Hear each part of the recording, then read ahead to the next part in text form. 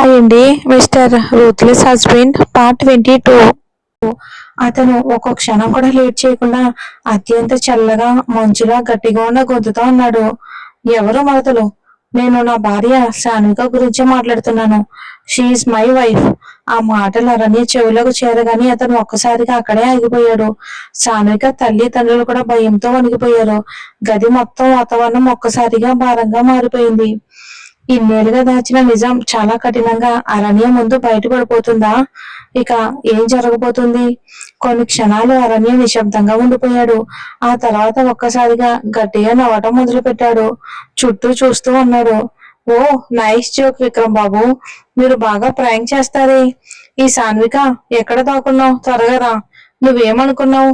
మరదలు బావ కలిసి నాతో ప్రాంక్ చేస్తే నేను నమ్మేస్తానని అనుకున్నావా? అంతే కదా. సాన్విక తల్లి పరిస్థితిని చక్కదిద్దడానికి వణుకుతున్న చేతితో ఒక గ్లాస్ నీళ్లు ఇచ్చింది. అరణ్య దగ్గరికి వెళ్లి గ్లాస్ అందిస్తూ అంది. అరణ్య, ఇదిగో బాబు, ముందు నీళ్లు తాగు. చాలా దూరం నుంచి డ్రైవ్ చేసుకుని వచ్చావు.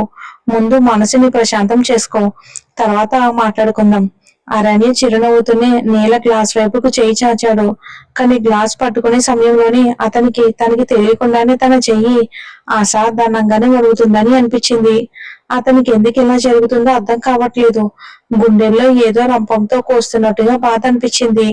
అతని మనసు మూలలో ఏదో తెలియని అపశకునం పదే పదే చెప్తుంది. విక్రమ్ చెప్పిన మాటలన్నీ నిజమే. అందులో ఒక అక్షరం కూడా అబద్ధం కాదు. అరణ్య వణుకుతున్న చేతులతో నీళ్ళ గ్లాస్ ను పెదవుల దగ్గరకు తీసుకువెళ్ళబోతూ ఉండగా అకస్మాత్తుగా దూరంగా ఏదో కనిపించింది. అంతే, అతని చేతిలోని గాజు నీళ్ళ గ్లాసు జారి నేలపై బలంగా పడిపోయింది. క్షణంలోనే గ్లాసు ముక్కలై చెల్లా చెదురయింది. నేలపై చెల్లా చెదురుగా పడి ఉన్న ఆ పారదర్శకమైన గాజు ముక్కలు అరణ్య స్వయంగా విరిగిపోయిన హృదయానికి అద్దం లాంటి ఆ దృశ్యం. అకస్మాత్తుగా ఇక అరణ్య తన శరీరంపై నియంత్రణ కోల్పోయాడు. అతని కళ్ళు అలాగే నిలిచిపోయాయి. గొంతు నుంచి ఒక మాట కూడా బయటకు రావట్లేదు. మాట్లాడే శక్తిని పూర్తిగా కోల్పోయినట్టుగా అనిపించింది. ఆవేదనతో అరవాలన్న తన బాధను వ్యక్తం చేయటానికి మాటలు కూడా దొరకలేదు. రెప్పపాటు సమయంలోనే అతని భారీ శరీరం ఒక్కసారిగా నేలపై కుప్పకూలిపోయింది. మరి అరణ్య అంతగా షాక్ అయ్యేలా ఏం చూశాడో చూద్దాం. ఇక సాన్విక తన పాత గదిలోని పరిచయమైన అద్దం ముందు నిలబడి వేసుకున్న బరువైన చీరను మార్చుకుని అందమైన ప్రశాంతమైన ఎరుపు రంగు కాటన్ ప్రింటెడ్ చీర కట్టుకుంది. మరి కొద్దిసేపట్లో ఇంట్లో పూజా కార్యక్రమం జరగబోతుంది. అందులో తాను కూడా కూర్చోవాలి కాబట్టి పొడవైన జుట్టును అలాగే వదిలేయకుండా చేతులతో చక్కగా సర్ది పైకి చుట్టి కాస్త అందంగా క్లిప్ పెట్టి మిగిలిన జుట్టును వదిలేసింది. దాంతో ఆమెకు ఓ కొత్త అందమైన రూపం వచ్చింది. పూర్తిగా జడలా కాకుండా, పోనీ టైల్ కాకుండా మెడకు కొంచెం కిందగా జుట్టు అందంగా పడింది. ముందు వైపు కొన్ని చిన్న చిన్న జుట్టు పాయలను కూడా తీసుకుంది. తనను తాను ఎప్పుడు చక్కగా అలంకరించుకోవడం సాన్వికకు చాలా ఇష్టం. అయితే అది ఆమె ఒక్కదానికే కాదు, దాదాపు ప్రతి అమ్మాయికి ఉండే సహజమైన ఇష్టమే. పెళ్లి తర్వాత అమ్మాయిల అందం నిజంగానే మరింత పెరుగుతుంది. అది తనకు నచ్చిన పెళ్లి కాకపోయినా సాన్వికకు కూడా ఈ రూపంలో తనను తాను చూసుకుని ఎంతో ఇష్టపడుతుంది. అందుకే అద్దం ముందు అటు ఇటు తిరుగుతూ తనకు తాను చూసుకుంటూ చిన్నగా నవ్వుకుంది. తనను తాను ఎంతో ప్రేమించుకోవటం ఆమెకు తెలుసు. అందుకే ఇతరుల అవమానాలను మనసుకు తీసుకుని తనను తను బాధ పెట్టుకోవాలి అని అనుకోదు. విక్రమ్ అప్పట్లో అన్న మాటలను కూడా ఆమె మనసు నుంచి పక్కకు నెట్టేసింది. విధిలో ఉన్నదాన్ని ఎవరు మార్చగలరు? జరగాల్సింది జరుగుతుంది. అంతకంటే ప్రతి పరిస్థితిలోనూ తనను తాను సంతోషంగా ఉంచుకోవటానికి ప్రయత్నించాలని నిర్ణయించుకుంది. ఈ బాధ్యతను ఇంకెవరికి ఇవ్వద్దు. ఆ సైతాన్ మనిషికైతే అస్సలు ఇవ్వద్దు. అతను ఇంట్లో లేకపోవటం మంచిదే అనుకుంది. అయితే అతని బరువైన లగేజీని ఎవరో పైకి తీసుకొచ్చి పెట్టారు. సాన్విక దాన్ని పట్టించుకోకుండా ఒక పక్కకు నెట్టేసింది. తన కోసం మాత్రం చిన్న బ్యాగ్ ఒకటి తెచ్చుకుంది. అందులో పెద్దగా ఏమీ లేవు.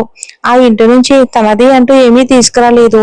పెళ్లి సమయంలో తన తల్లి తండ్రులు ఇచ్చిన బట్టలను మాత్రమే తీసుకొచ్చింది. ఆ నరకం లాంటి ఇంటికి ఇక తిరిగి వెళ్ళకూడదని ఆమె మనసులోనే గట్టిగా నిర్ణయించుకుని వచ్చింది.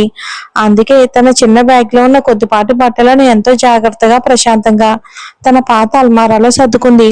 ఈ చిన్న పని చేయగానే ఆమె మనసులో ఒక విచిత్రమైన ప్రశాంతత నిండిపోయింది. తేలికైన మనసుతో ఇప్పుడు తనను తాను అలంకరించుకోవడంలో మునిగిపోయింది. చివరగా అద్దంలో తనను తను ఒకసారి చూసుకుని సంతృప్తిగా నవ్వుకుంది. ఆ తర్వాత కిందకి వెళ్ళడానికి అడుగులు వేసింది. కానీ మెట్లలో సగం దిగగానే ఒక్కసారిగా కింద నుంచి ఇక ఓ ఎంతో పరిచయమైన గొంతు ఆమె చెవులకు వినిపించింది. ఆ గొంతు వినగానే సాన్విక కాళ్ళు అక్కడే ఆగిపోయాయి. ఆమె శ్రద్ధగా చెవులు పెట్టి వినడానికి ప్రయత్నించింది. అవును, తను విన్నది నిజమే. ఆనందంతో, ఉత్సాహంతో ఆమె కళ్ళు ఒక్కసారిగా మెరిశాయి. అరణ్య. సాన్విక ఒక్క క్షణం కూడా లేట్ చేయకుండా దాదాపు ఎగిరి పడినట్టుగా మెట్లు దిగి కిందకి వచ్చింది. డ్రాయింగ్ రూమ్ లోకి అడుగు పెట్టగానే ఇక ఆమె కళ్ళు తలుపు దగ్గర నిలబడి ఉన్న నల్లటి షర్ట్ ప్యాంటు ధరించిన బలమైన విశాలమైన భుజాలున్న వ్యక్తిపై పడ్డాయి. అరణ్య. సాన్విక ఆనందంతో అరిచి పిలవగానే అరణ్య దృష్టి ఆమెపై పడింది. ఆ క్షణంలోనే అరణ్య శ్వాస తీసుకోవటం కూడా మర్చిపోయినట్టున్నాడు. రాతి విగ్రహంలో నోరు తెరిచి తన వైపుగే చూస్తూ ఉండిపోయాడు. అతని చూపు పూర్తిగా సాన్విక పాపిట్లో నిలిచిపోయింది. అక్కడ మెరిసిపోతున్నది ముదురు ఎరుపు రంగు సింధూరం. పెళ్ళైన స్త్రీకి గుర్తుగా నిలిచే ఆ చిహ్నం. ఆమె చేతుల్లో కూడా బంగారు గాజులు మెరుస్తున్నాయి. అంటే అంటే విక్రమ్ చెప్పిన మాటల్లో ఒకడు కూడా అబద్ధం కాదు. నిజంగానే తను సాన్విక. సాన్విక చిరునవ్వుతో అరణ్య వైపుకు అడుగులు వేసింది. ఆమె ఎంత దగ్గరికి వస్తుందో అరణ్య కళ్ళ చూపు అంతగా మసకబారిపోయింది. అతని తలలో ఏదో గిరిగిరా తిరుగుతున్నట్టుగా అనిపించింది. కాళ్ళ కింద నేల నెమ్మదిగా రెండు ముక్కలుగా విడిపోతున్నట్టుగా అనిపించింది. ఎక్కువ సమయం పట్టలేదు. ఒక్కసారిగా అతని బలమైన శరీరం నేల వైపుకు ఒరిగిపోయింది. విక్రమ్ అప్పటికే జరిగిన విషయాన్ని పూర్తిగా అర్థం చేసుకోలేకపోయాడు. కళ్ళ ముందే ఆరోగ్యంగా ఉన్న ఒక యువకుడు ఇలా కుప్పకూలిపోవడం చూసి వెంటనే ముందుకు వెళ్లి అరణ్యాన్ని పట్టుకున్నాడు. అరణ్య తల నేలకు తగలకుండా ఆపాడు. కానీ అప్పటికే అరణ్య స్పృహలో లేడు. సాన్విక తల్లి జయదేవి తన చీర కొంగుని నోటికి అడ్డు పెట్టుకుని అప్పటికే బాధతో వెక్కి వెక్కి ఏడవడం మొదలుపెట్టింది. ఇంట్లో ఉన్న బంధువులంతా అక్కడికి చేరుకుని ఆశ్చర్యంగా చూస్తున్నారు. సాన్విక పరిగెత్తుకుంటూ వచ్చి అరణ్య పక్కనే నేలపై కూర్చుని భయంతో తండ్రి వైపుకు చూస్తూ అంది. నాన్న, అరణ్యకి ఏమైంది? ఒక్కసారిగా ప్రయాణం వల్ల అలసటతో బీపీ తగ్గిపోయి ఉంటుందేమో. త్వరగా ఆయన్ని పట్టుకుని లోపల గదిలోకి తీసుకెళ్ళండి నాన్న. సాన్విక తండ్రి మాటలు రాక నిశ్చలంగా నిలిచిపోయారు. కూతురు మాటలకు బొమ్మల తల మాత్రమే ఊపారు.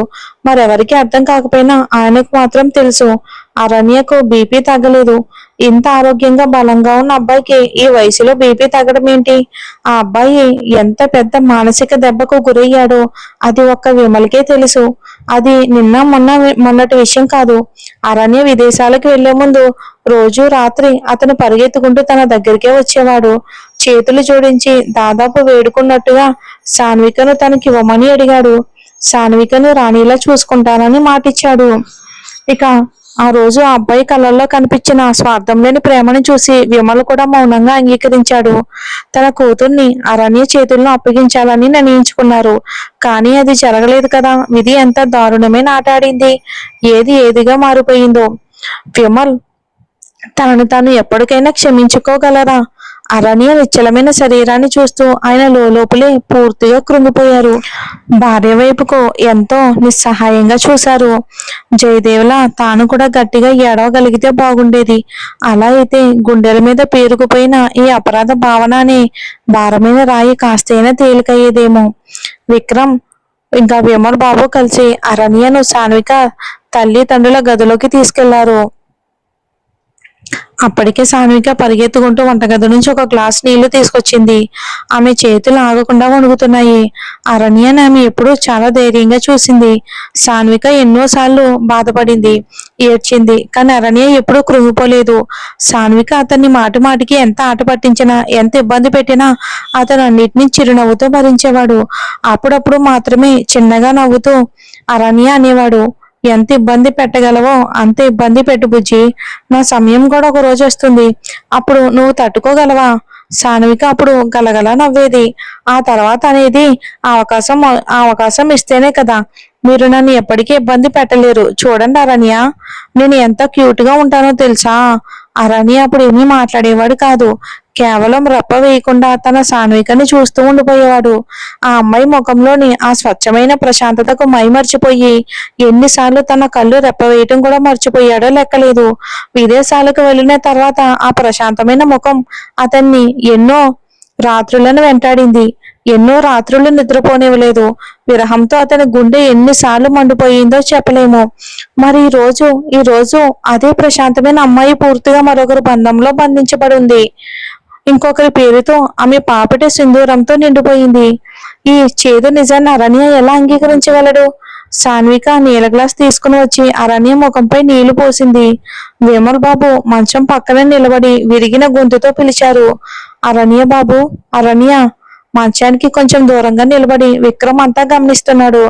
అతని మనసులోని ఆలోచనలు ఏవో గందరగోళంగా మారుతున్నాయి. ఈ విషయం అతనికి అసలు సాధారణంగా అనిపించడం లేదు. ఏదో తెలియని అసౌకర్యం అతన్ని చుట్టుముడుతుంది. ఈ అరణ్య కోసం సాన్విక చూపిస్తున్న ఈ ఆందోళన, ఈ కంగారు, ఆమె కళ్ళల్లో కనిపిస్తున్న ఈ కన్నీళ్లు విక్రమ్ కు అస్సలు భరించలేకపోతున్నాడు. అతని గుండెల్లో ఏదో తెలియని అసూయ మంటలా రగులుతుంది. కానీ తనకి ఇలా ఎందుకు అనిపిస్తుందో అతనికి మాత్రం అర్థం కావట్లేదు.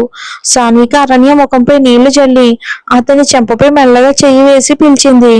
అరణ్య, వినిపిస్తుందా? కళ్ళు తెరవన అరణ్య. చివరకు అరణ్య కన్నురెప్పలు కదిలాయి. అతను నెమ్మదిగా కళ్ళు తెరిచి అటు ఇటు చూశాడు. కొన్ని క్షణాల పాటు తను ఎంతసేపు చూసిందంతా కేవలం ఓ పీడకల మాత్రమేనని అనిపించింది. నిజంగా అలాంటిదేమీ జరగలేదని అనుకున్నాడు. ఇదిగో ఇప్పుడే తన పిచ్చి పిల్ల గలగల నవ్వుతూ ఎలా అంటుందేమో, ఏమైంది అరణ్య? ఎలా ఉంది నా సరదా? ఇన్నాళ్ళు నన్ను వదిలి విదేశాల్లో ఉన్నందుకు ఇదే నీకు శిక్ష. సాన్విక ఈ క్షణంలో అలాంటిది ఒక్క మాట అన్నా కూడా అరణ్య దాన్ని తన హృదయానికి హత్తుకుని నవ్వుతూ భరించేవాడు. కానీ అలా జరగలేదు. నిజం మాత్రం వేరుగా ఉంది. అరణ్య కళ్ళు తెరవగానే సాన్విక ఆనందంగా అంది, నానా. ఇదిగో. అరణ్య కళ్ళు తెరిచాడు.